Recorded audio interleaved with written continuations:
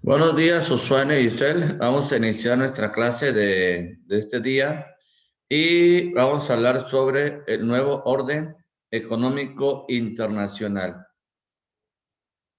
Eh, ¿Qué nos dice que si ustedes se dan cuenta, durante estas últimas clases siempre hemos tenido el punto de partida que son los años 70, donde bueno, a partir del 64, pero en el 70 es cuando se habla de los años dorados de la sociedad capitalista mundial. Pero las altas de crecimiento y de estabilidad económica y el optimismo en el futuro fueron reemplazadas por la incertidumbre. Es cuando empiezan las crisis a nivel mundial. En este caso, México va a tener muchos problemas por ese lado porque va a estar viviendo ese tipo de crisis y en este caso pues le va a afectar a la comunidad internacional y también en este caso pues a México. Ahora, ¿de dónde surge todo esto? Bueno, pues recuerden que había terminado hace algunos años la Segunda Guerra Mundial, había muchos problemas económicos y por lo tanto, pues estos no se habían, o no se pudieron superar durante muchos años. Entonces, había muchísimos problemas en todos los países y en todos los estados a nivel mundial. Entonces, aquí se habla de dos tipos de Estado, el benefactor, que no, como se conoció en los países industrializados, o el Estado inventor, que se conoce como en los países latinoamericanos. Pero esto va a sufrir fisuras. Entonces, fíjense cómo aquí el nuevo orden económico mundial o internacional siempre va a ir cambiando. Fíjense que a veces nosotros no somos como muy dados a ver los puntos finos que hay en la vida social, en la vida política, en la vida familiar, en la vida económica, en todos los aspectos que tenemos, en el mundo animal, en la naturaleza. Nos vamos dejando llevar siempre por lo que a veces los medios nos van diciendo, pero a veces como que ponerse a analizar como que puntos finos de lo que está pasando y de lo que está sucediendo, como que no nos damos cuenta. Entonces, ¿qué es lo que sucede? Que vivimos en una sociedad consumista, vivimos en una sociedad donde, bueno, si bien nos va adelante y si mal nos va, pues seguimos ahí, ¿no? Pero en este caso, para estos años, pues solamente había dos estados, los desarrollados y los subdesarrollados, a nivel mundial. Entonces, en 1971, para que se fueran regularizando los presupuestos que tenían los países y el desequilibrio por los gastos de la guerra de Vietnam, dice Estados Unidos de América abandonó la conversión del dólar por oro, rompiendo literalmente los acuerdos con Bretton Woods. Es decir, esto ya lo vimos anteriormente, ¿sí? Pero se está hablando de cuál va a ser la economía a nivel mundial, cómo se va a llevar esa economía a nivel mundial. Y entonces, en este caso, ustedes saben que Estados Unidos gastó mucho en la guerra de Vietnam. Ellos tuvieron que salirse. La justificación fue que se estaban muriendo muchos por el piquete del mosco, del paludismo, del dengue. Y no, más bien porque Estados Unidos, con sus aviones y helicópteros, rociaron insecticida en toda la zona. Y pues bueno, sus soldados algunos murieron y otros se enfermaron de cáncer. Eso no lo dicen, eso no lo mencionan, porque no les conviene. Entonces, esto, cuando ellos toman la decisión, pues van a provocar un desorden mundial. Miren, todo lo que haga una potencia a nivel mundial es un desastre en todo el mundo. Es un desastre en todos los países. Por eso, ahora que en Estados Unidos un producto se vendió y subió en la bolsa de valores y que de la noche a la mañana pueden subir 300, 400%, y dicen, bueno, ¿de dónde, no? Recuerden que en el caso de la bolsa de valores lo que se juegan son números los números son acciones y a veces no hay el efectivo, donde se pueda comprobar que esta persona al estar en una bolsa de valores tenga todos esos recursos económicos. Son algoritmos y bueno, el algoritmo se va jugando, se va manejando y va haciendo que la bolsa de valores en sus estadísticas suba, baje o cambie. Por eso vemos que en las tablas de la bolsa de valores siempre se va siguiendo una gráfica, pero también los números. El número verde indica que la economía está bien y el menos rojo quiere decir que va hacia la baja o tiene posibilidades pocas posibilidades de salir adelante. Entonces ahí va a surgir la guerra entre Israel y los vecinos árabes y Estados Unidos y Europa van a apoyar a los árabes. En este caso, nomás les recuerdo que los árabes, pues es una potencia a nivel mundial. Eh, los árabes ellos conquistaron España, llegaron por el Mediterráneo y ahí por las costas y Portugal y Italia y todo, pero ¿qué es lo que va a pasar aquí? Que ellos lo que van a hacer es tratar de salvar pues a las comunidades. Y entonces aquí, ¿por qué? Había grandes reservas de petróleo y entonces esto provocó que se decretara un boicot en todas las naciones. Ustedes saben que cuando un país va saliendo adelante o su economía va creciendo en el Producto Interno Bruto, pues siempre se va a tratar de afectar con otros aranceles o sobre todo que tratar de afectar a la misma comunidad. Y en este caso, lo importante de esto es que ellos van buscando qué modelo de economía seguir o cuál es el modelo a nivel mundial. Ustedes en la actualidad, como jóvenes, ¿saben cuál es el modelo que se está siguiendo a nivel mundial? Porque unos dicen que seguimos el neoliberalismo, otros dicen que sigue la globalización y otros dicen que están estudiando cuál va a ser el modelo a nivel mundial. Todo esto, bueno, a raíz de que está la pandemia, pues eso está ayudando tanto a los economistas y a los países para analizar, estudiar las economías y decir, bueno, ahora nuestra propuesta a nivel mundial pues va a ser esta. Entonces, el problema siempre va a ser en una potencia que es desarrollada y un estado o un país que es subdesarrollado. El desarrollado pues lo tiene todo, no sufre, aunque fíjense que anoche leía en una noticia de la BBC de Londres que muchos nacidos en el extranjero están dejando el país. Ustedes saben que Inglaterra se salió de la Unión Europea y por el Brexit ellos pues van a tener que cobrar impuestos, van a tener que obtener otro tipo de recursos. Y estaba viendo que desde el 2019, 20 y 21, iniciando el 21, ya muchos extranjeros viviendo en Gran Bretaña, pero extranjeros están regresando a sus países de orígenes porque ya no les conviene estar ahí por todos los gastos que se están generando, desde la renta, la comida, el transporte, el metro. Entonces, cuando anteriormente era un país que ofrecía muchos medios, ahora en la actualidad, ¿qué es lo que están diciendo? A nosotros no nos conviene estar aquí o viviendo aquí. Entonces, Gran Bretaña se está quedando sin muchos extranjeros y prácticamente pues se están quedando con los nativos. Ustedes saben que son naciones ya longevas.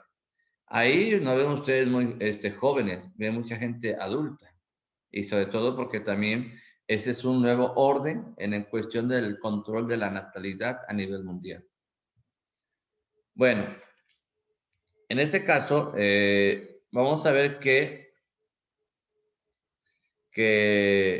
la situación económica pues se va a deteriorar por la inflación y el estancamiento económico que provocaron que el estado de bienestar cayera en descrédito por desequilibrios presupuestales y por poco apego a la ortodoxia económica. Entonces, ¿qué va a suceder ahí? Miren, esto viene y en la práctica lo tiene uno que realizar de manera personal. Si uno tiene algún ingreso, poco, mucho o muchísimo, uno tiene que aprender a administrarlo. Y en la medida en que se va administrando, un país va a salir adelante. Y miren, ¿qué es lo que está pasando en México ahorita? México tiene recursos, México tiene los medios para ser una potencia, pero ¿qué están haciendo ahorita? Vienen elecciones intermedias y pues ya están haciendo programas, ya están ahora yo el domingo anduve en la calle, andaban ya repartiendo panfletos y buscando a la gente y si tú me das el voto, yo te doy 2,000 pesos o 3,000 pesos y todo eso hace un desequilibrio porque ese dinero que se está tirando ahorita bien podría ser para ayudar en ese caso a la economía nacional. Y bien podría servir para que la inflación no subiera. Y bien podría servir para que no estuviéramos en ese estancamiento económico que por años hemos sufrido. Entonces, ¿qué es lo que pasa? Que cuando el economo o el que lleva la economía o el secretario de Economía o el que lleva las finanzas a nivel nacional pues no se da cuenta de esto, siempre se va a estar manejando en números y cifras que no son reales. Porque le voy a decir algo, para que una empresa funcione muy bien, tiene que llevar su contabilidad al día y en orden. Ustedes saben que en la actualidad, aunque ya no existen las hojas de trabajo, que eran unas hojas verdes grandotas y que tú lo hacías todo a mano y te tenía que cuadrar y todo, ahora ya se utiliza los medios electrónicos. Pero desgraciadamente nuestro gobierno no lleva su contabilidad al día. Y no la llevan al día porque no les conviene cuánto ingresa o cuánto egresa. Fíjense, ayer precisamente me enteraba que un proyecto en la sierra sobre una bomba para subir el agua a un tanque y distribuir a la comunidad que costó 1,000,000 de pesos, lo inflaron a 11 millones de pesos. ¿A dónde se fueron esos 10 millones de pesos? A los que componen la comuna de un municipio. Pero ellos dicen que trabajan de manera transparente. Y eso lo suben, tienen el descaro todavía de subirla a la página y uno encuentra así cantidades muy altas donde tú dices, esto no puede valer tanto. Entonces, ahí es donde en muchos países, sobre todo los latinos, tenemos todavía el problema de la corrupción, ¿verdad? Y en este caso, dice aquí, por ello regresó un viejo credo económico, aunque ahora para ponerse en práctica con toda su crudeza, el neoliberalismo. O sea, ya el capitalismo decía, no funciona, ahora vamos a ser liberales, vamos a buscar un nuevo orden económico para que esto ayude a la comunidad mundial.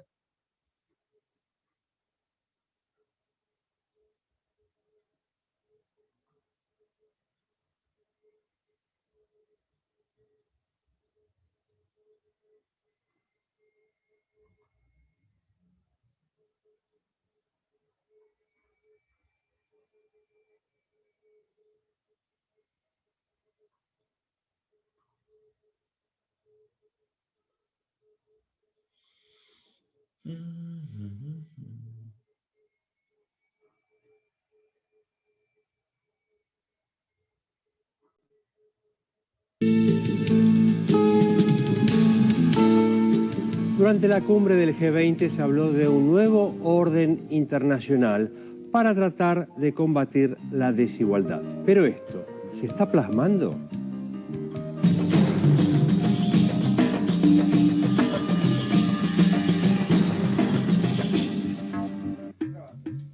El llamado a resguardar el empleo decente, la promoción de las regulaciones a los bancos de inversión y paraísos fiscales y la invitación a una mayor participación de los países en desarrollo en las definiciones de políticas del FMI y el Banco Mundial no resultaron suficientes.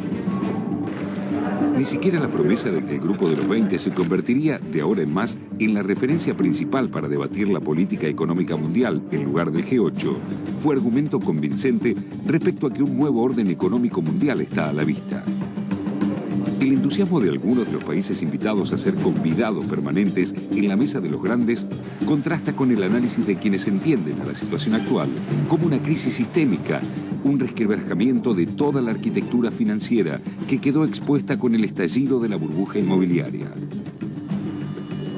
En la propuesta y en las conclusiones del G8 vuelve a reflejarse una lectura de la realidad asentada en la convicción de que la economía mundial empezó a salir de la crisis y que solo hace falta tener la prudencia suficiente para acompañar ese proceso. Again, we want to have very strong standards to limit the risk that compensation practices in the world's largest institutions encourage excessive risk-taking, lead to the huge increase in leverage and risk we saw in this crisis. So we've laid out, and you'll see tomorrow, a really far-reaching set of pretty detailed standards to underscore that commitment. But we've also made it clear that we are going to move in each country to put in place the mix of regulations, laws, supervisory measures that are necessary to give those standards force. We're going to measure progress against those standards, report on progress, and we're going to let an independent agency, in this case the Financial Stability Board, assess progress against those standards. El monitoreo fue puesto en manos del FMI. Los países líderes seguirán respaldando con fondos fiscales a sus principales bancos. Y la culpa de la crisis fue puesta en los hombros de la irresponsabilidad de algunos actores y regulaciones macroeconómicas que a partir de ahora se promete ajustar. We agreed to take concrete steps to move forward with tough new financial regulations so that crises like this can never happen again. Never again should we let the schemes of a reckless few put the world's financial system and our people's well-being at risk. Those who abuse the system must be held accountable. Those who act irresponsibly must not count on taxpayer dollars. Una solución que parte de considerar que se necesita emparchar las fisuras, pero que no hace falta ir más a fondo, cambiando la arquitectura del sistema financiero. Esa postura, liderada fundamentalmente por los países centrales, es cuestionada por el bloque de los países del ALBA, con Venezuela y Ecuador a la cabeza, por la Alianza Social Continental y hasta por los más recientes documentos de la Comisión Económica para América Latina y el Caribe, la CEPAL, si se toma en cuenta solamente los posicionamientos en Latinoamérica. Apoyamos, por lo tanto, desde esa postura alternativa, se cuestiona que el G20, en esencia, no cambia la óptica del G8. Y que la participación de 3 países latinoamericanos en la discusión no modifica esa realidad, mientras lo sigan haciendo a título individual y no abiertos a una representación regional. Y la búsqueda de un sistema financiero al servicio del desarrollo sustentable de todos los países con equidad social, sostienen, desde esa otra vereda, requiere del trabajo de arquitectos de una nueva estructura, y no de plomeros que simplemente emparchen fisuras.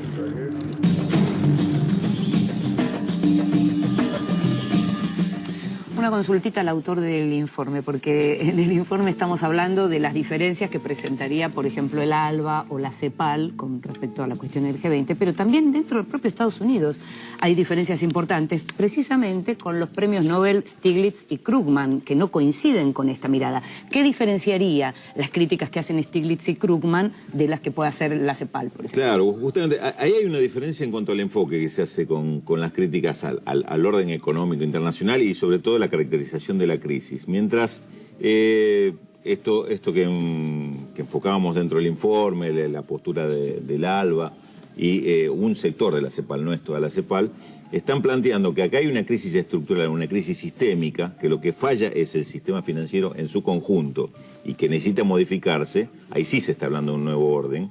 Por eso las propuestas de una nueva arquitectura financiera internacional, nuevos organismos, desechar a los que existen porque ya no pueden cumplir otra función que aquella para la cual fueron creados y han estado ejecutando. Y sectores como Stiglitz y Krugman, me parece que son representantes de esto, que lo que cuestionan es que falló el sistema y hay que corregirlo.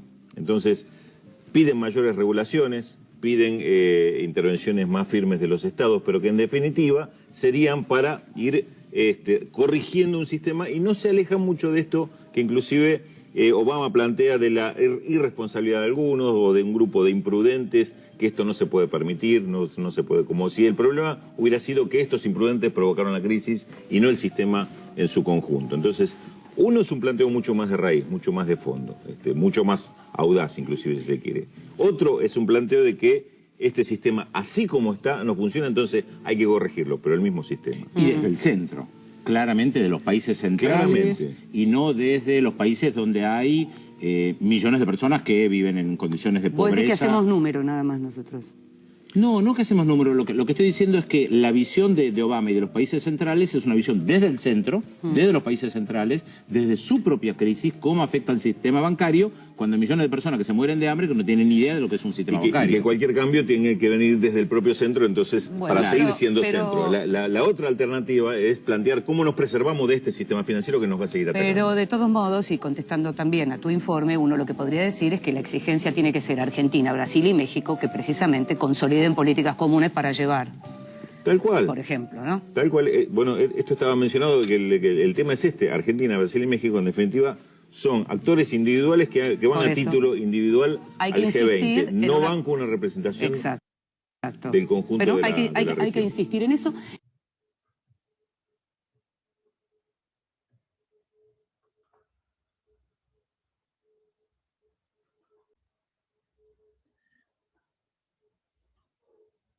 Bueno, jóvenes, miren, fíjense cómo el video nos muestra lo que se va buscando en el modelo internacional, es decir, el grupo del G20 o el grupo de los 8 o de los 6 o de los 7, de lo que se le pueda llamar, ¿qué es lo que van buscando? Que las economías no van funcionando. Y fíjense lo que dice al final, que Brasil y Argentina y México, fíjense, pueden ser potencias a nivel mundial.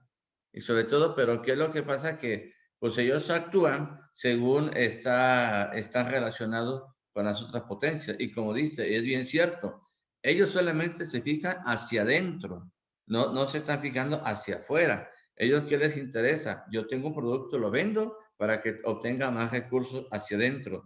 A mí no me interesa si al país se le contamina, si el país se enferma de cáncer, si el país se está muriendo, si el país no tiene... A mí lo que me interesa son recursos, es dinero, es para vivir, es para sacar a mi nación adelante. Entonces, ahí, en el caso, vemos que es en la época de Obama y de grandes líderes en el mundo que van buscando solucionar ese problema que tienen. ¿Y qué es lo que pasa aquí? Bueno, que en Estados Unidos se viene esta crisis con los créditos hipotecarios. Es como cuando en México todos los bancos se dedicaron a dar tarjetas, el tarjetazo, ¿verdad? Todos tenían tarjetas, no todos tenían tarjetas. Viene la crisis y empiezan las deudas. ¿Por qué? Porque quienes tenían una tarjeta no la podían pagar, tenían adeudos. Entonces, ¿qué es lo que sucede aquí? Que con la crisis hipotecaria en los Estados Unidos, bueno, le pegó a todo el mundo porque se dedicaron a dar créditos sin ton ni son y a gente que no tenía ni recursos ni los medios para poder pagar una casa allá en millones de dólares. Allá las casas no son como en México, ¿verdad? Que tenemos casas muy grandes y que a lo mejor pueden ser muy económicas, pero en los Estados Unidos son muy pequeñas, pero por la plusvalía que ellos tienen, pues las casas son demasiado caras. Entonces, ahí se viene un problema a nivel internacional. Y fíjense cómo aquí yo les pongo el crecimiento mundial de 2011 al 2021 sobre el total. Por ejemplo, Norteamérica tenía 10.5.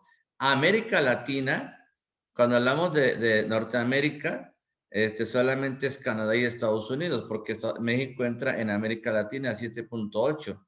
Es decir, quiere decir que el crecimiento a nivel mundial desde 2011 hasta el 21 se lo llevó a Estados Unidos.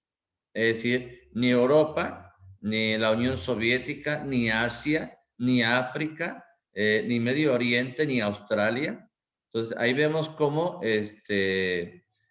los países no van avanzando. Entonces, aquí fíjense cómo Asia está en competencia con Estados Unidos. Y sobre todo que después se van a hacer bloques de 2, 3, 4 comunidades y eso va haciendo que vayan siendo potencias a nivel regional. Entonces, aquí lo que se trataba era decir, bueno, nuestra economía no está funcionando, nuestra economía no está creciendo, ¿cómo le podemos hacer? Imagínense, ¿cuántos países no son en Latinoamérica? Y solamente el 7.8 de crecimiento a nivel mundial. Y Estados Unidos, con no sé cuántos estados, tiene el 10.5. Así, América Latina sería un país y Estados Unidos con Canadá y Alaska sería otro país. Ahí noten la diferencia. Como decía el video, a ellos lo que les interesa es crecer. Es como el comerciante, a él que le interesa es vender y vender para obtener recursos. Y ellos tienen esa mentalidad, nosotros no la tenemos. El hombre, ¿qué es lo que hace en la actualidad, sobre todo los mexicanos? Que todo nos caiga del cielo para que yo pueda subsistir. No, para poder subsistir hay que trabajar, hay que buscarle, hay que salir adelante y buscar los medios para que tú puedas triunfar en la vida. Y en este caso, Estados Unidos y los otros países lo tienen muy bien claro, bien claro. Después, que vamos a ver que en los años 80, los bloques predominantes, el capitalista y el socialista, seguían buscando que el mundo, a costa de los países del tercer mundo o en vías de desarrollo, cambiaran el progreso social de la igualdad, los capitalistas siguiendo el esquema keynesiano y los socialistas orientados hacia una economía solidaria. En los países capitalistas resurgen las ideas liberales que ponen acento en el mercado y en la libertad individual. Fíjense, aquí esto está bien claro. ¿Qué es lo que dicen? El capitalista y el socialista seguían buscando en el mundo, a costa de países del tercer mundo o en vías de desarrollo, que cambiaran el progreso social de igualdad. Es decir, ellos que van buscando que los otros países cambien, que los otros países tengan otras economías, pero para que yo salga beneficiado, no tanto para que salga beneficiado el país subdesarrollado. Ustedes si se ponen a investigar Estados Unidos, en qué países tiene empresas, y van a ver que lo tiene en todo el mundo. Y sobre todo van hacia abajo, hacia Centroamérica y Sudamérica. Claro, en algunos países con tendencia ahora de dictadura socialista, pues ya no dejan entrar, como ellos dicen, al imperio yanqui. Pero en su tiempo, México, perdón, Estados Unidos era una potencia. México sigue estando ahí, ¿verdad? En esos países donde se hace lo que en este caso el Tratado de Libre Comercio marca, el TECMEC. Entonces, ahí es donde a veces la economía pues no va funcionando y va hacia adelante. Entonces, el nuevo orden económico mundial va buscando eso, es decir, que todos, aquí no van buscando que todos los países se desarrollen, sino más bien, el desarrollado busca que el otro no se desarrolle para que tenga yo mano de obra barata, yo pueda trabajar y en este caso a salir adelante. Y en el caso, por ejemplo, de la economía solidaria, que son los socialistas, pues vamos a ayudar a los demás, ¿no? Es como pasa en Cuba. En Cuba es una nación pobre porque, primero, porque están limitados a vender sus productos al extranjero. Y luego que los que llegan a Cuba, pues también van dejando pues pocas divisas. Cuentan que cuando muchos turistas van a barrios pobres, los cubanos son muy dados a que si tú llevas una playera, una camisa, las mujeres llevan joyas o llevan zapatos y todo eso, el cubano dice que se los regales, que se los quites y que se los des. Porque ellos no tienen, ¿verdad? No tienen esos medios como para obtenerlos. Por eso los cubanos pues emigran a México o van a otras ciudades o a otros países para poder hacer algo. Y tenemos la historia de muchísimos cubanos, tanto artistas como escritores, como cantautores, arquitectos, médicos, lo que sea, que han salido del país para poder ayudar a sus familias. Inclusive están condicionados a que tienen que estar en el país a donde van, pero no pueden salir, no pueden andar en meeting ni nada de eso, los tienen muy limitados. Entonces, ahí es lo que los socialistas van buscando. Pero ¿quién es el que vive bien, el que está en el poder? En este caso, se dice que Fidel Castro tenía residencias hasta en Estados Unidos, donde supuestamente pues no había ese engrane entre Estados Unidos y Cuba y tenía por parte de familiares casa en Estados Unidos. Entonces, es donde tú a veces no logras entender y comprender, bueno, ¿cómo es que tienes problemas comerciales y problemas con una nación y no vas creciendo o no te vas desarrollando? Bueno, en este caso los países a lo mejor lo entenderán muy bien. Dice, algunos de los acontecimientos que dieron empuje a la implantación de las condiciones en las que se desarrolla el nuevo orden mundial fueron las siguientes. ¿Cuáles fueron? Primera, a finales de los 70, Inglaterra se nombró primera ministra a Margaret Thatcher del 79 al 90. Fíjense que yo en el tiempo de vida que llevo, solamente a 2 mujeres he escuchado que han hecho algo por la economía de sus países. Angela Merkel en Alemania y Margaret Thatcher, que le llamaban la dama de hierro, que era una mujer dura. Inclusive tiene un mensaje muy claro, ¿no? Que solamente nosotros podemos gastar lo que ganamos y casi lanza vamos a decir, la pedrada a los países que ellos tienen que ganar lo que cobran, gastar lo que cobran de impuestos y con eso van a sobrevivir. Entonces dice, con la intención de superar el declive inglés, ella promovió la desregulación de la actividad económica, flexibilización del mercado laboral, la eliminación de subsidios y la disminución de empresas públicas. Ya ven que en México también se va dando. ¿Qué le dijo el Banco Interamericano de Desarrollo o el Banco Mundial? Le dice a México, oye, te voy a prestar dinero, pero vete deshaciendo de tus empresas paraestatales, porque esas te están consumiendo, estas no se están desarrollando. Y entonces Margaret Thatcher va por ahí también. Entonces, ¿qué es lo que va a hacer en Inglaterra? Pues dice, pues tiene que haber una regularización de la actividad económica, hay que ser más flexible del mercado laboral y la eliminación de subsidios y de la disminución de empresas públicas. Y fíjense que eso es bien cierto, los subsidios a veces no sirven para nada, porque a veces se subsidian muchísimas cosas, pero en la realidad no se ven. Dice, 2 años después, Ronald Reagan fue elegido presidente de Estados Unidos con un programa similar conocido como Reaganomics. Estos dos gobiernos y los programas económicos que impulsaron se volvieron ejemplos de combate de estaflación, fenómeno económico que afectó a las economías de Occidente. Es decir, esto que ellos ya van proponiendo, fíjense el alcance que tienen todas esas propuestas. Es decir, en lugar de decir, vamos a buscar una regulación para que todos los países sean beneficiados, todos los países salgan adelante, ¿qué es lo que se va a provocar? Pues que a nivel internacional, pues las economías pues sigan afectadas. ¿Sí? Vamos a hacer un descansito de 5 minutos y continuamos.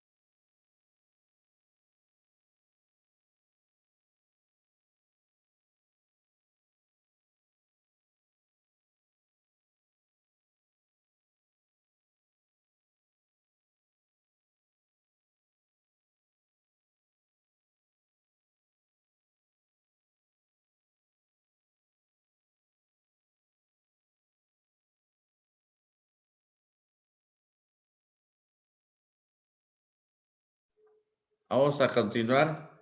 Espero que estén ahí en su casa recibiendo esta clase.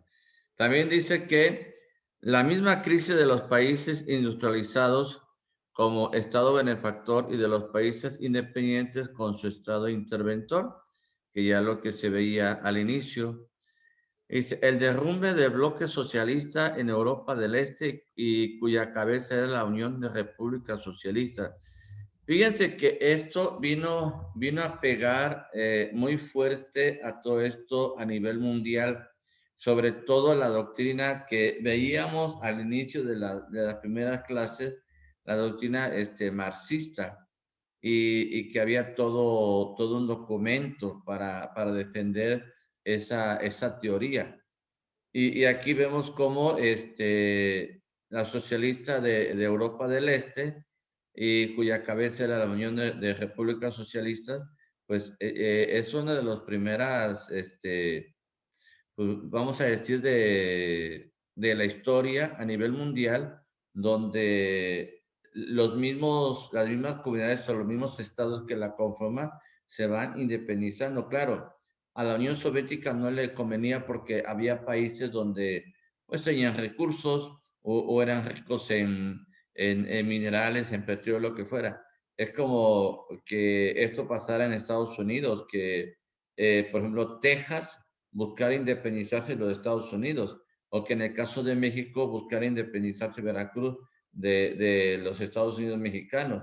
Sería como un fracaso para todo el país, porque recuerden que una de las potencias a nivel económico en el país, pues lo tiene Veracruz. Veracruz es uno de los estados más importantes, y después está la Ciudad de México. En el caso de la industrialización, pues está en el norte. En el caso de la comercialización por el Pacífico está Guadalajara, está Colima.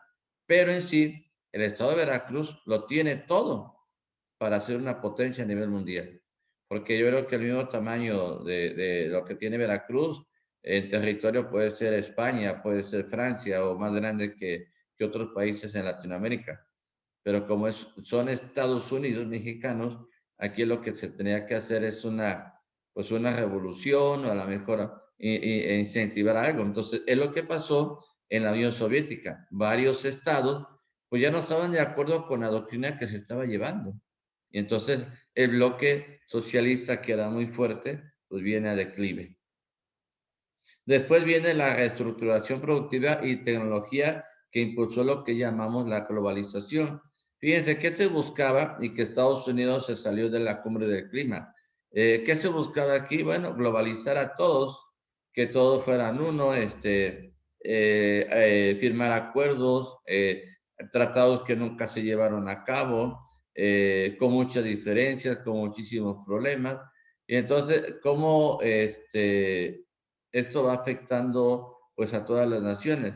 Fíjense, el mundo que nos espera, dice un volumen del Producto Interno Bruto en capacidad de poder de compra en miles de millones pues, de pesos. Y ahí, por ejemplo, si vemos a México, México tiene el 7.409 para el 2050. Y China tiene 53, Estados Unidos tiene 37, Brasil tiene 34. Imagínense, estamos nosotros, México está en el lugar 7. O sea, quiere decir que México puede ser una potencia y no estamos lejos de Estados Unidos y de China.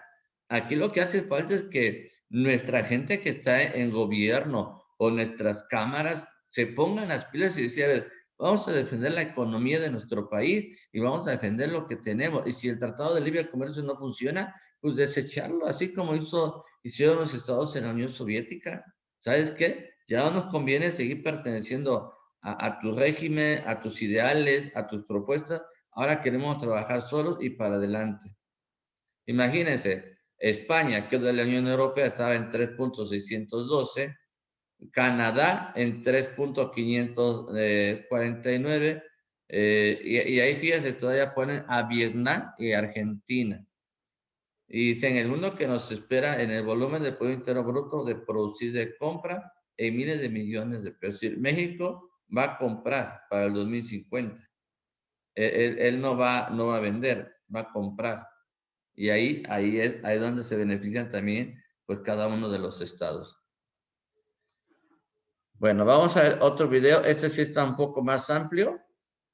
Se lo digo porque sí es necesario que a través de esto nosotros podamos, permítame.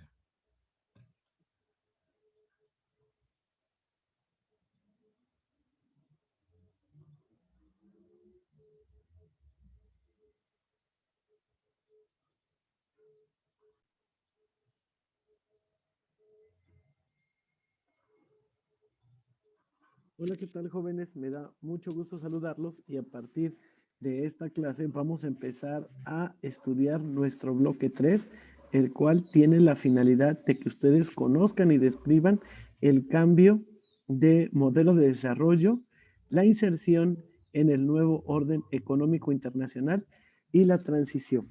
Y vamos a comenzar. Vamos a tener nosotros que en el bloque pasado, ¿qué fue lo que estudiamos? Pues estudiamos los modelos de desarrollo económico, político y social que tuvieron lugar en nuestro país entre 1940 y 1980. Este periodo, ¿por qué se va a caracterizar? Bueno, pues va a estar caracterizado porque el Estado interviene en la economía. ¿Y cómo lo hace? Pues a través del ejercicio del gasto público.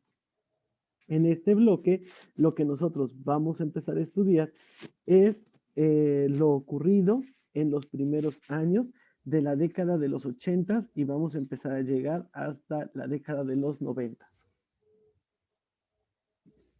Bueno, en este periodo vamos a tener dos generaciones de reformas estructurales. La primera generación, nosotros vamos a tener que en el plano internacional hay un nuevo orden económico y también va a haber un nuevo modelo de desarrollo, de comercio libre, viene la privatización también de las empresas paraestatales. Miren, lo que estamos viendo en el video, eso es bien cierto.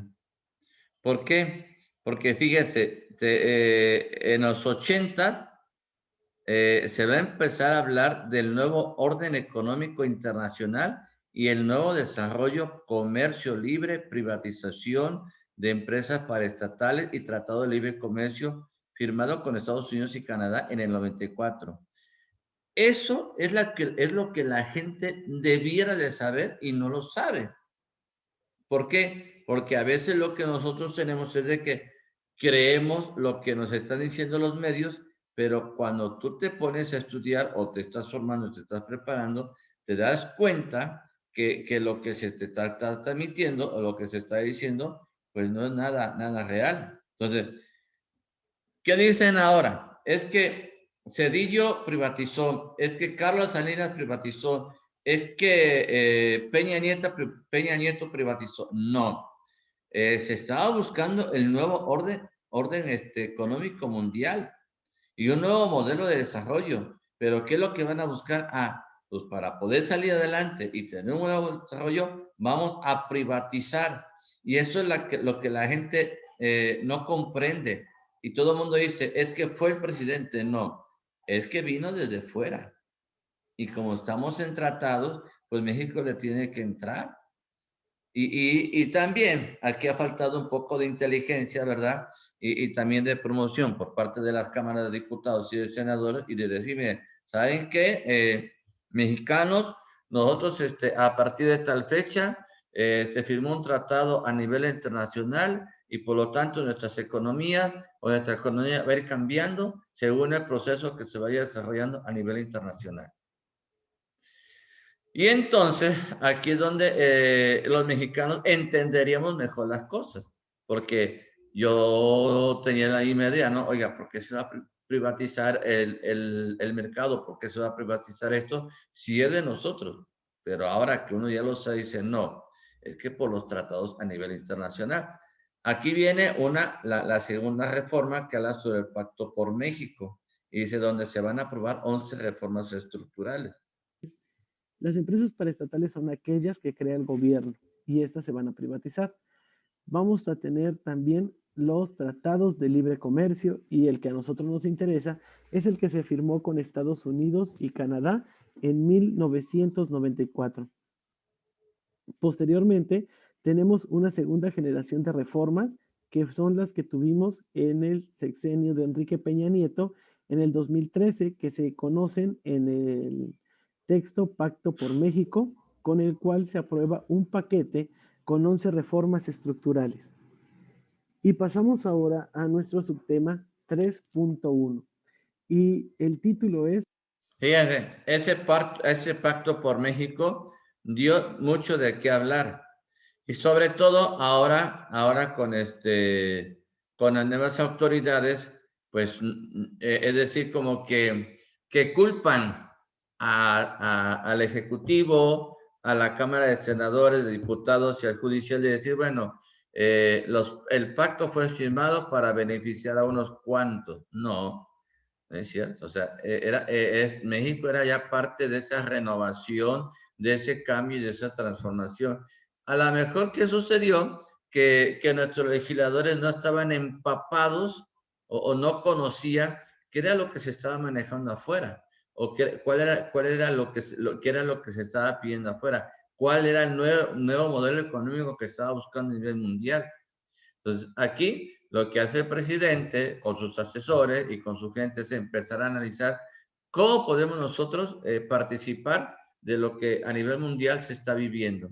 Y bueno, ahí se firma el Pacto por México y tenía que ser aprobado, pues en este caso, por la Cámara de Senadores y Legisladores y sobre todo, en este caso, por los representantes políticos ahí en su tiempo, ¿no? Que tienen, ya ve que tanto el presidente del partido como el presidente del partido, tanto en la Cámara Alta, en la Cámara Baja, y bueno, ellos son los que van a decidir por todos los mexicanos. Por eso los elegimos, por eso cuando uno elige a una persona que te va a representar, lo primero que tienes que ver es cuál es su currículum, cuál es su experiencia y qué es lo que sabe, porque si no sabe nada, ¿para qué votas por él?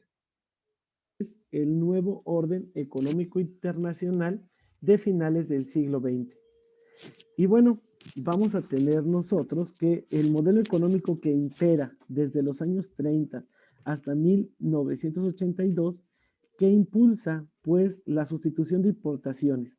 Es así como los estados, los países, no querían que los demás países les enviaran productos, sino que los países producían los productos que ellos consumían. Y así era la sustitución de importaciones.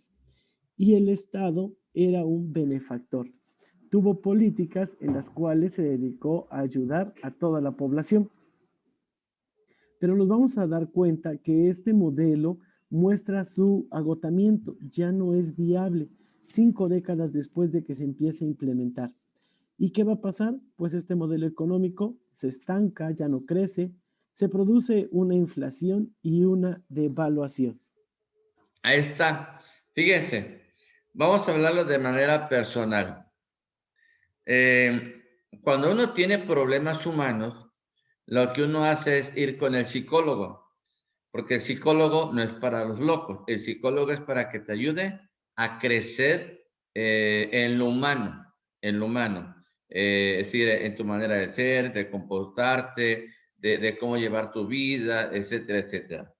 A veces, ¿qué pasa en nuestra vida? Nos estancamos y ¿qué sucede? Que en lugar de buscar, pues decir, ¿sabes qué? Pues ahora el estilo de vida que yo estaba llevando, pues no me está ayudando, entonces yo tengo que buscar la ayuda y la asesoría para crecer, para mejorar, para ser otra persona, para ser emprendedora, creativa, estar ocupado y que eso me ayude a salir adelante. Entonces, ¿qué es lo que pasa? Que en las economías, pues llega alguien y te vende la idea, ¿no? Dicen, ¿sabes qué? Mira, yo te vendo este producto que tú te lo tomas y en 2 horas baja de peso. Y tú te la crees, ¿no? O tú tienes un producto y que dicen, ¿sabes qué? Mira, yo te vendo este producto que te va a ayudar y te va a dar fuerza, te va a dar energía y te van a crecer los músculos. Es una mentira. Entonces, ¿qué sucedía? Que aquí había economistas que decían, yo he estudiado tantos años la economía y ahora el modelo que propongo es este. Por eso hay los premios a nivel internacional del Nobel de Economía, de Literatura, de química, de física, de geofísica, de etcétera, etcétera. Porque ellos vienen y proponen. Pero ya les he dicho, muchachos, que una cosa es las cosas desde el escritorio y otra cosa es cuando estás en el campo de batalla. A mí me puede llegar mucha información de varios lugares, sí, pero yo necesito conocer la realidad, de qué es lo que hace falta afuera, cuáles son los problemas que estamos viviendo socialmente. Entonces, ¿qué es lo que va a pasar? Que 5 décadas después, pues esto no va a funcionar, ¿eh?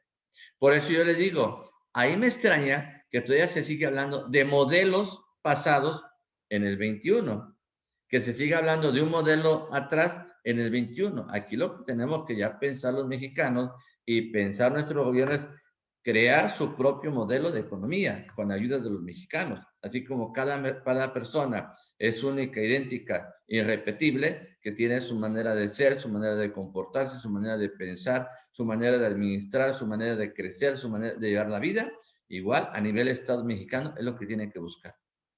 Entonces, mientras no se vaya haciendo ese trabajo, pues no se va buscando en la mejoría del país, ni el bienestar de los mexicanos.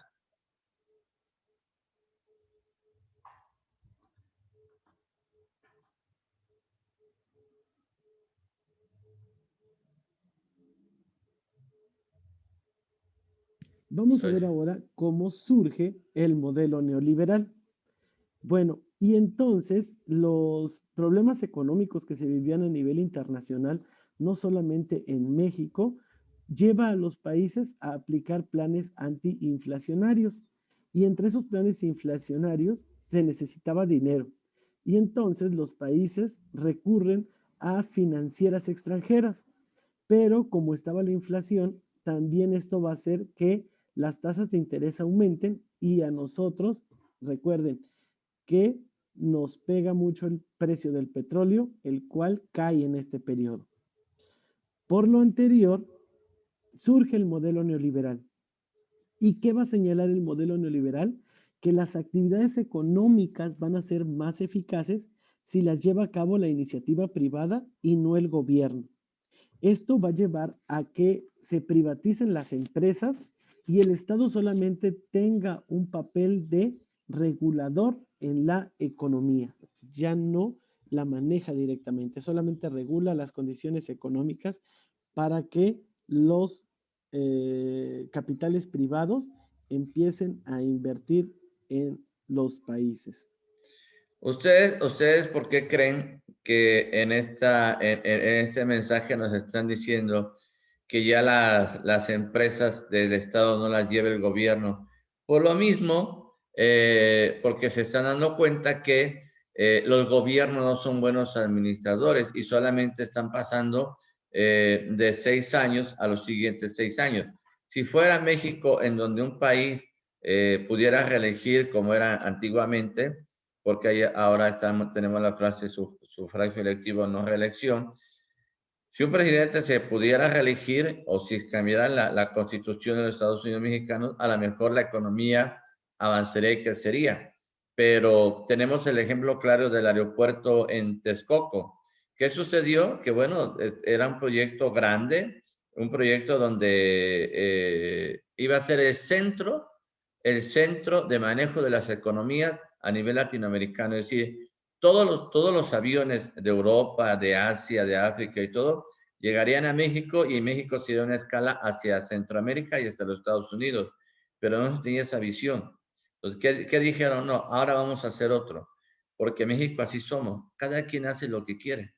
Entonces, dijeron a nivel internacional y lo comentan y dice, bueno, si el Estado no puede con las empresas, pues que lo lleve la iniciativa privada y entonces avanzaremos mucho mejor. Capitales privados empiecen a invertir en los países. Bueno, y vamos a tener nosotros que el consenso de Washington va a impulsar este nuevo orden, para lo cual va a dar 10 acciones, 10 cosas que tienen que realizar los países. ¿Y a quiénes se van a obligar a hacer estas acciones? Pues a todos aquellos países que hayan pedido un préstamo o, por decirlo de otra manera, hayan adquirido alguna obligación. ¿Con quiénes? Con el Fondo Monetario Internacional, con el Banco Mundial o bien con el Departamento del Tesoro de los Estados Unidos. ¿Qué es lo que pedían estas 10 acciones? Pues entre las más importantes pedían una estabilidad macroeconómica, que ya no tuvieran estabilidad solamente algunos países, sino todos los países tuvieran una estabilidad. Y pedían también la apertura comercial e inversión extranjera, así como una mayor participación del sector privado en la economía. En nivel internacional también tenemos el fin de la Guerra Fría y vamos a ver que se le conoce como la Guerra Fría porque fue una guerra, pero no hubo disparos, no hubo nada bélico. Fue una guerra. Y vamos a ver que la Guerra Fría fue una competencia tanto económica como política, militar, mediática y hasta deportiva entre Estados Unidos y Rusia. ¿Cuándo va a iniciar? Pues inicia después de la Segunda Guerra Mundial. Vemos que Rusia y Estados Unidos se erigen como potencias, bueno, y cada una de ellas deseaba implantar su régimen económico. El régimen económico de Estados Unidos era el capitalista y el de los rusos era el socialista. Bueno, pues esta competencia va a empezar a tener su fin en 1985, cuando la Unión de Repúblicas Socialistas Soviéticas, se les conoce como la URSS, va a entrar en crisis.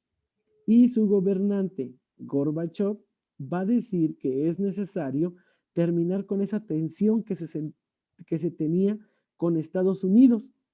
Y entra algo que se conoce como la perestroika.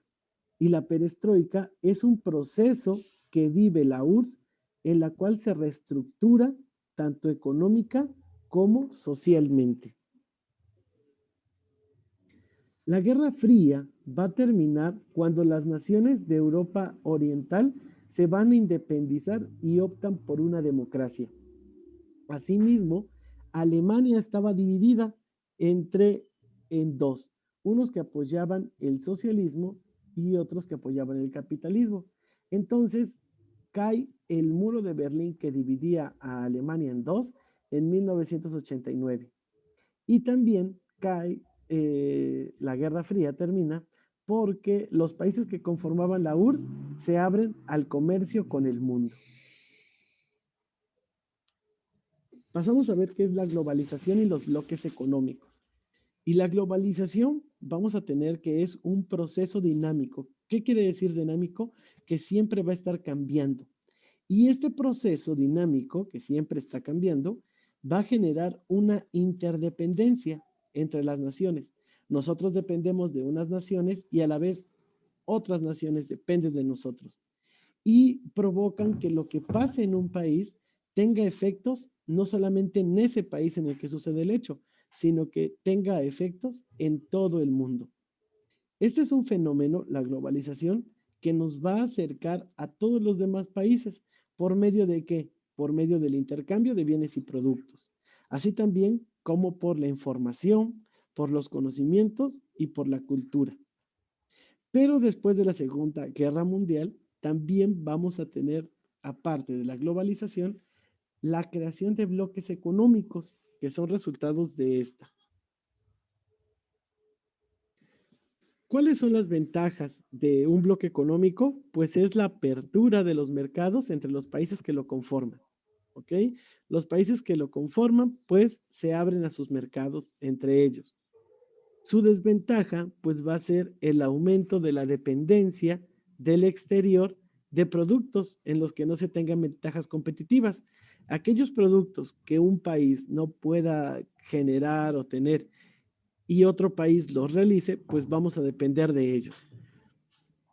Un ejemplo de bloque económico hoy en día es la Unión Europea o la Comunidad Europea. Ustedes lo ven en las noticias. Bueno, y en la imagen que estamos viendo, ahí aparecen los principales bloques económicos.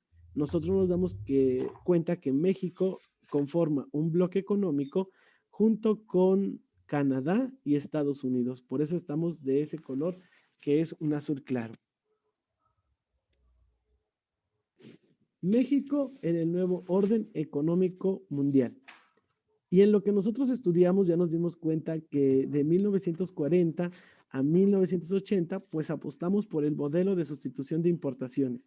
Y los productos que entraban a nuestro país requerían permisos para hacerlo y a su vez el impuesto que pagaban para entrar al país era muy elevado. El ingreso al Acuerdo General sobre Aranceles y Comercio se le conoce como el GATT. Y entonces en 1983, ya cuando nos damos cuenta que el modelo de sustitución de importaciones no era ya viable en nuestro país, pues nosotros nos abrimos al comercio internacional y una de las primeras acciones que realizamos fue la reducción de aranceles, que es el impuesto que pagan los productos que llegan a nuestro país del extranjero. Y en 1986 México ingresa al Acuerdo General sobre Aranceles y Comercio, que se conoce como el GATT, por el cual todos los que se incluyen en este acuerdo se van a comprometer a reducir las barreras a las importaciones de bienes y servicios. Hay que quitar la carga tributaria lo más que se pueda a todos los productos que puedan llegar a México. Pero cuando México se incorpora a este mecanismo, ya el 73% del total de las importaciones estaba exento de este arancel. Si entraban, por ejemplo, 100 zapatos, 73 estaban exentos de este pago de aranceles. Ese es un ejemplo, pero era en general de todas las mercancías. De todas las mercancías que llegaban a México de países extranjeros, el 73% no pagaba ya un arancel. Y ahora vamos a ver el Tratado de Libre Comercio de América del Norte, que se le conoce como el Telecán y otros tratados comerciales. Y vamos a ver que el Tratado de Libre Comercio de América del Norte se empezó a gestionar en el sexenio de Salinas de Gortari. Y es un tratado que se firma entre Estados Unidos, Canadá y México. Este va a entrar en vigor en 1994 y es ahí cuando tenemos que se forma el bloque económico de América del Norte, como lo vimos en la imagen que le refería. El Telecán que ha hecho, pues ha eliminado la mayoría de las barreras arancelarias comerciales y la inversión entre estos tres países. Es decir, ya nuestras mercancías pueden pasar más fácilmente a Estados Unidos y Canadá, así como las mercancías de estos países pueden llegar a nuestro país. Y aparte se fomenta la inversión extranjera. Una persona de Canadá o Estados Unidos puede invertir en nuestro país, como nuestros nacionales pueden invertir también en esos países con mayores facilidades que otros. En México, ¿qué es lo que nosotros mandamos a estos países? Pues en primer lugar mandamos el petróleo. Es la primera materia que exportamos. Pero la segunda actividad que exportamos es la que se engloba como manufacturera y esta representa el 95% de las exportaciones no petroleras. ¿Qué es lo que nosotros vamos a conocer como las manufactureras? Pues está la rama minero-metalúrgica y también los alimentos, las bebidas y el tabaco. Pero nos vamos a dar cuenta que el 85% de nuestras exportaciones tienen como destino los Estados Unidos.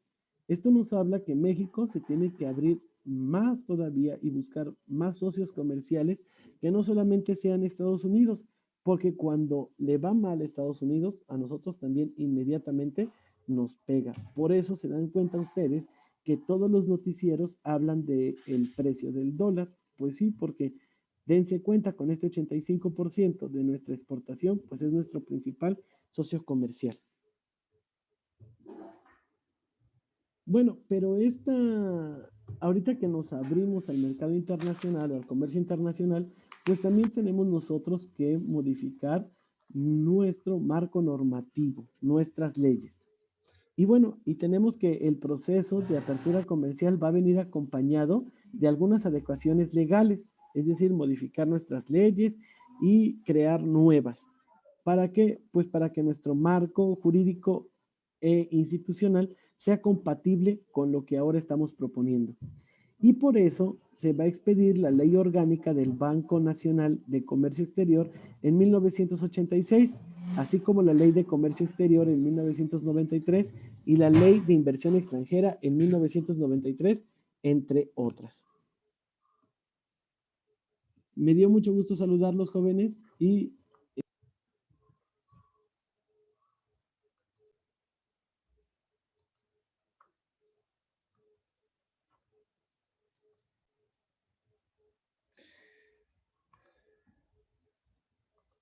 Entonces, mire, yo creo que ya con lo que vimos en la clase y con estos dos videos, como que ya nuestra concepción del nuevo orden económico mundial que nosotros vamos viviendo por etapas o por décadas o por años, porque por ejemplo aquí, después de 5 años de tener un modelo, se dice que no era efectivo para el mundo y después de tener un modelo se empieza a buscar y cambiar. Entonces, pues así nos van llevando a las potencias a nivel mundial.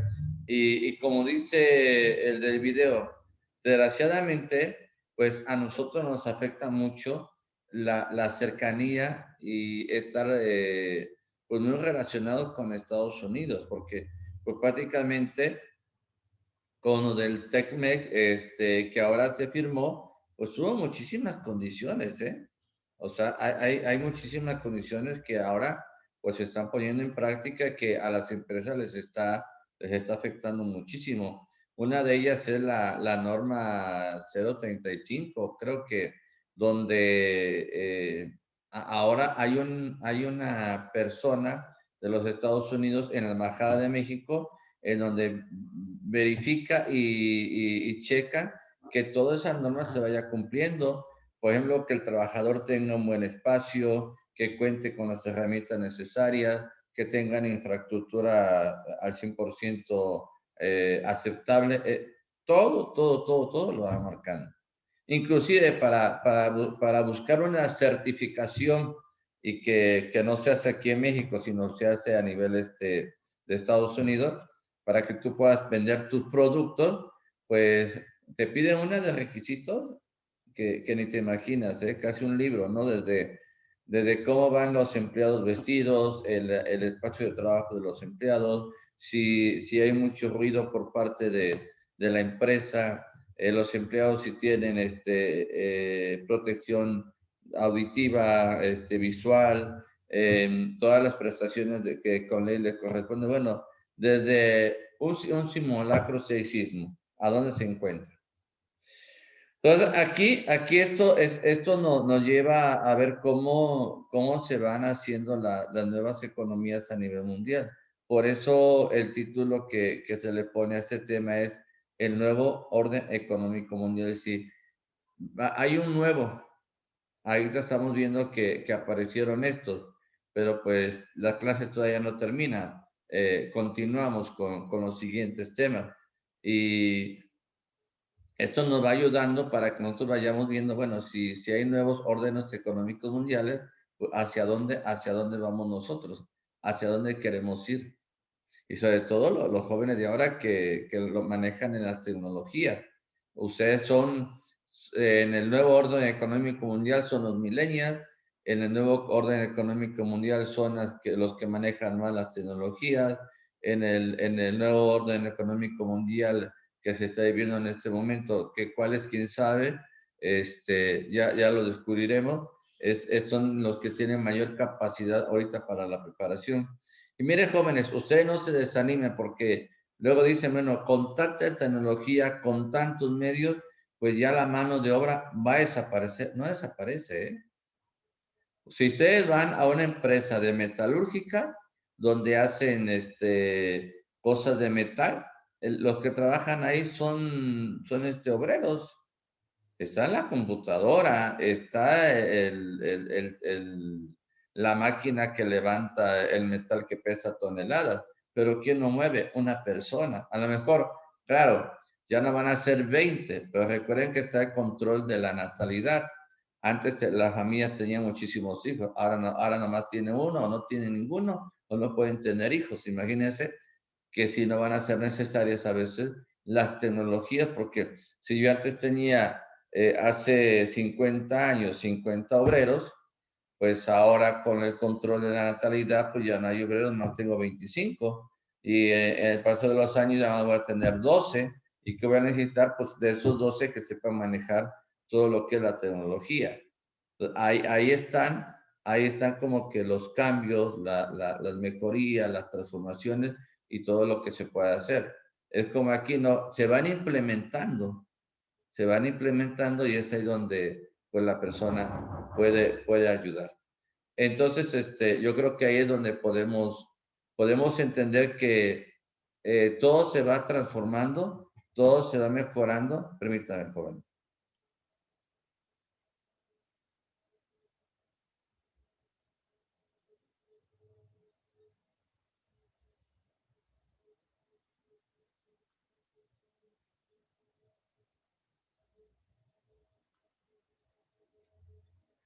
Pues todo se va manejando y todo se va llevando según lo que también a nivel internacional las potencias vayan realizando. Y ahorita, en estos momentos, estamos en una lucha de países, porque pues ni uno quiere ceder ni el otro. Entonces, con los nuevos regímenes que están, pues pareciera que todo está en calma, que todo está tranquilo, pero aunque está la pandemia y tenemos una enfermedad a nivel internacional, pues esto todavía sigue y continúa. Entonces, hasta aquí le vamos a dejar, jóvenes, y mañana los invito a estar. Hay que entrar temprano, porque estamos iniciando un poquito tarde las clases, casi 8:10, y ojalá mañana empecemos 8:05, 8:04, porque pues ya nos quedan pocas clases y nos faltan algunos temitas. Que tengan bonito día. Nos vemos mañana. Hasta luego. Gracias, profe. Hasta luego. Hasta luego.